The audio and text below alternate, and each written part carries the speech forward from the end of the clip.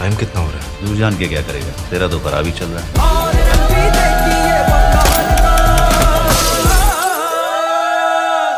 तो जीत, প্রসেনজিৎ এছাড়াও বাকি অন্যান্য অ্যাক্টরদের খাকি দা বেঙ্গল চ্যাপ্টার কতটা সফল হলো, বাংলা ইন্ডাস্ট্রির যে এত হিট তারকাদের নেওয়া হয়েছে তারা কি বাংলাকে ভালোভাবে রিপ্রেজেন্ট করতে পারলো? কলকাতা চ্যাপ্টারটা কি ভালোভাবে আমাদের সামনে রিপ্রেজেন্ট করতে পারলো? দেখো, প্রথম কথা বলি, স্টোরি অবশ্যই আমি যা দেখলাম, স্টোরিটা কিছু কিছু মানুষ যারা দেখেনি তারা হালকা পাতলা ক্লিপ দেখলে বুঝতে পারবে যে কি টাইপের স্টোরি হতে পারে, বাট ওইটার ভেতরে যে টুইস্ট এন্ড টার্মস গুলো ইউজ করা হয়েছে সেটা ভাই মারাত্মক লেভেলের। অবশ্যই খাকি দা বেঙ্গল চ্যাপ্টার একটা বিশাল বড় সিরিজ, ঠিক আছে? অনেকে ভাবতে পারে ভাই এত বড় সিরিজ দেখতে দেখতে মনে হবে ধর ভাই এত ভালো লাগছে না, বাট না, খাকি দা বেঙ্গল চ্যাপ্টার এত বড় সিরিজ হলো যে পিকটা ধরে রাখতে পেরেছে। এইটা আমার মনে হয় না কোনো ওয়েব সিরিজ সেইভাবে ধরে রাখতে পারে। একটা বড় বড় সিনেমাও বলে রাখি যেগুলো এক একটা সময় হিট চলে বাট মানে একটা স্ক্রিন টাইম চলছে হঠাৎ করে ডাউন হয়ে যায়, তারপরে গিয়ে আবার পিকে ওঠে, তারপর আবার ডাউন হয়ে যায়, এই জিনিসটা but Khakee the Bengal chapter হয় না।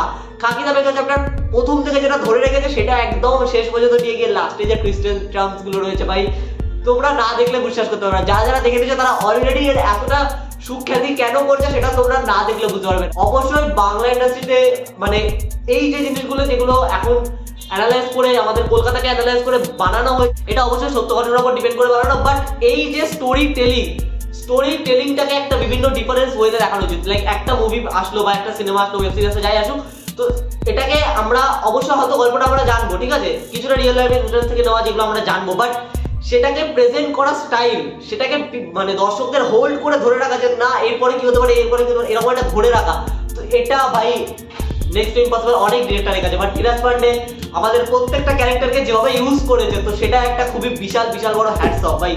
আর জিৎ দাকে নিয়ে আমি আলাদা করে প্রশংসা করবো না, কেন কি Jeet da one of the main highlights on this web series. আমি বলবো বাংলা ইন্ডাস্ট্রিতে যত কাজ করেছেন তিনি, আর খাকি দা বেঙ্গল চ্যাপ্টার একদিকে, তো বুঝে নাও ভাই কি লেভেলের কাজ করেছেন জিৎ দা।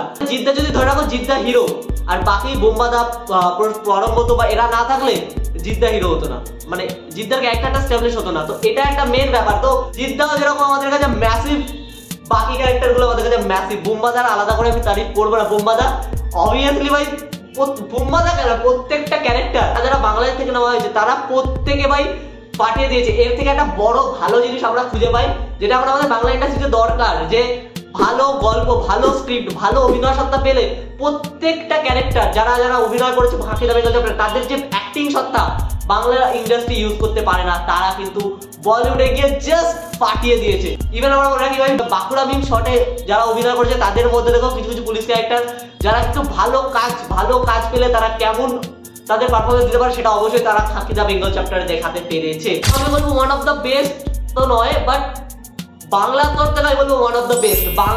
বাঙালি যা করে দেখিয়েছে সেরা ভাই। প্রথম বোম ব্লাস্ট এত লেভেলে করেছে, পুরো ওয়ার্ল্ড ওয়াইডে ছড়িয়ে যাচ্ছে জিনিসটা, আর নেটফ্লিক্সের মধ্যে এত বড় জায়গা থেকে এসেছে, তো সেটা আমার মধ্যে খুবই বড় একটা ব্যাপার। আমার মধ্যে খাকি দা বেঙ্গল চ্যাপ্টারে যে হোল্ড করে ধরে রাখা, পিক টাইমে অবধি পুরো শেষ অবধি নিয়ে যাওয়া, এইটা আমার মতে বাকি অন্যান্য ওয়েব সিরিজ আমার মতো ঠিকঠাক করতে পারে না, বাট কিছু ওয়েব সিরিজ পারে, যেগুলো তার মধ্যে কিন্তু খাকি দা বেঙ্গল চ্যাপ্টার একটা অন্যতম ওয়েব সিরিজ। বাকি আপনাদের কেমন লাগলো অবশ্যই কমেন্ট করে লিখে দেন। আর খাকি দা বেঙ্গল চ্যাপ্টার ভাই না দেখে থাকলে আমি বলবো আগে ওটা দেখো ভাই। তুমি বাঙালি হয় যদি, মানে কি বলবো, আমি জাস্ট তোমরা না দেখলে বুঝতে পারবে, আমি তোমাকে বোঝাতে পারছি না, ঠিক আছে?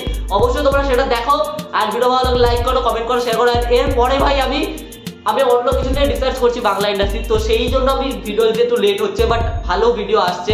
বাংলা ইন্ডাস্ট্রি অনেক কিছু নিয়ে আসছে, মানে বাংলা ইন্ডাস্ট্রি অনেক কিছু, মানে অনেক ফল্ট রয়েছে বাংলা ইন্ডাস্ট্রি, যার জন্য যে বাংলা ইন্ডাস্ট্রির অবস্থা দিন ডাউন হয়ে যাচ্ছে।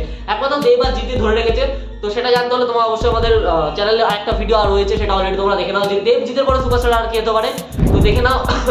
আর ভিডিও ভালো লাগলে লাইক কমেন্ট শেয়ার সাবস্ক্রাইব করো। দেখা হচ্ছে খুব নতুন একটা ভালো ভিডিওতে। সাবস্ক্রাইবটা করো ভাই, তোমরা সাবস্ক্রাইব করছো না ভাই, কষ্ট এইখানটা লাগে ভাই, সাবস্ক্রাইবটা করো তাড়াতাড়ি ভাই। কি করছো ভাই, সাবস্ক্রাইব করো ভাই, সাবস্ক্রাইব করো।